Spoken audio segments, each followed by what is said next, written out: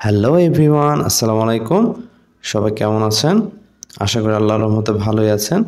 তো আজকে আমি আপনাদেরকে তৈরি করে দেখাবো পাইনঅ্যাপল জ্যাম বা পাইনঅ্যাপল জেলি। দেখুন এটা কতটা কালারফুল এবং এর টেক্সচার বা গ্রেভিটা কেমন এসছে। একদম ঠিক কেনা জেলির মতো হয়েছে।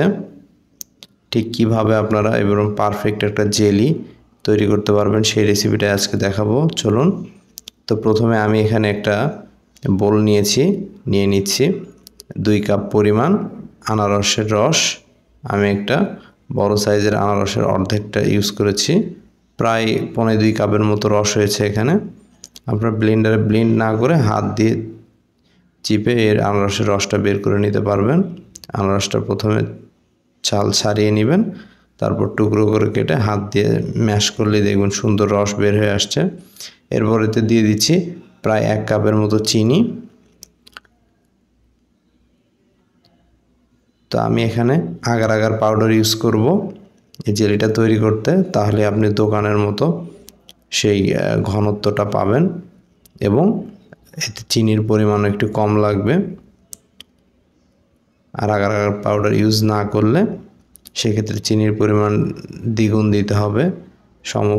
যে পরিমাণ রস নেবেন ঠিক সম পরিমাণ চিনি দিতে হবে।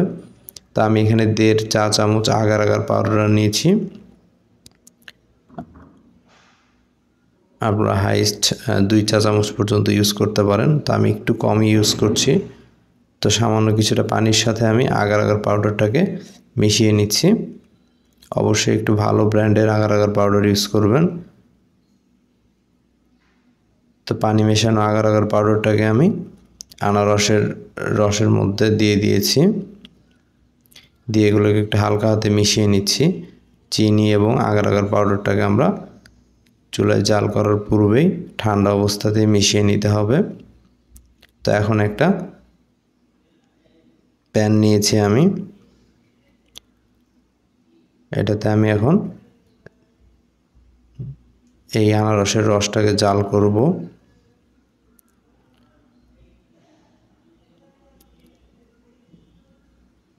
অ্যারাউন্ড 10 থেকে 12 মিনিটের মতো লাগবে আপনাদের এই জেলিটা তৈরি করতে। তো দেখুন খুব সুন্দরভাবে আমাদের রসটা ফুটে উঠেছে এবং আস্তে আস্তে এটার কালারটা ট্রান্সপারেন্ট হয়ে যাবে, অর্থাৎ স্বচ্ছ হয়ে যাবে। এবং এই পর্যায়ে যে ফেনাগুলো তৈরি হয়েছে উপরে, এই ফেনাগুলো আপনারা চেষ্টা করবেন একটু ফেলে দিতে চামচের সাহায্যে।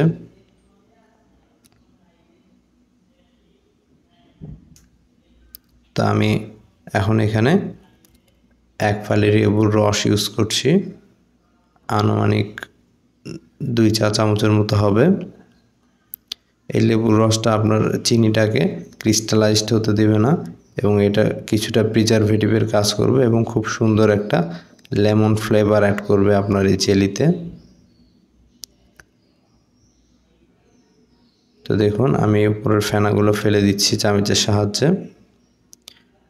আমি এখানে খুব সামান্য পরিমাণ 2 থেকে 3 ফোঁটার মতো অরেঞ্জ ফুড কালার অ্যাড করেছি, এটা অপশনাল। আপনারা চাইলে ন্যাচারাল যে কালারটা রয়েছে সেটাও রাখতে পারেন। তো এখন এটাকে সামান্য কিছুটা ঠান্ডা করে নেব এই প্যানেই। নেওয়ার পরে তারপর আমরা এটাকে কাচের পাত্রে ঢালবো।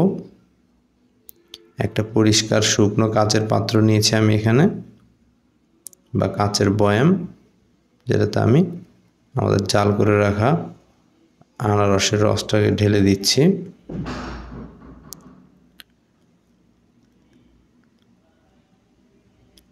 আমার কিছুটা রস বেঁচে গিয়েছিল, সেটা একটা গ্লাসে সেট করেছি। তো দেখুন ফ্রেন্ডস, কয়েক ঘন্টা পর দেখুন আমাদের জেলিটা কি সুন্দর সেট হয়ে গেছে এবং আমি একটা ব্রেডে লাগিয়ে দেখাচ্ছি এটা কীরকম পারফেক্ট হয়েছে। দেখুন ঠিক কেনা জেলিগুলো যেরকম ঠিক সেরকম হয়েছে। তা আপনারা চাইলে খুব ইজিলি বাসায় এভাবে আনারসের জ্যাম বা জেলি তৈরি করে সকালবেলার নাস্তায় বা বাচ্চাদের টিফিনে দিতে পারেন। তো ফ্রেন্ডস, ভিডিওটা কেমন লাগলো অবশ্যই কমেন্ট বক্সে কমেন্ট করে জানাবেন। ভালো লাগলো অবশ্যই একটা লাইক করে যাবেন আর আমাদের চ্যানেলটাকে সাবস্ক্রাইব করে দিবেন। তো ফ্রেন্ডস, আজ এ পর্যন্তই। ভালো থাকবেন, কথা হবে অন্য কোনো ভিডিওতে। আসসালামু আলাইকুম।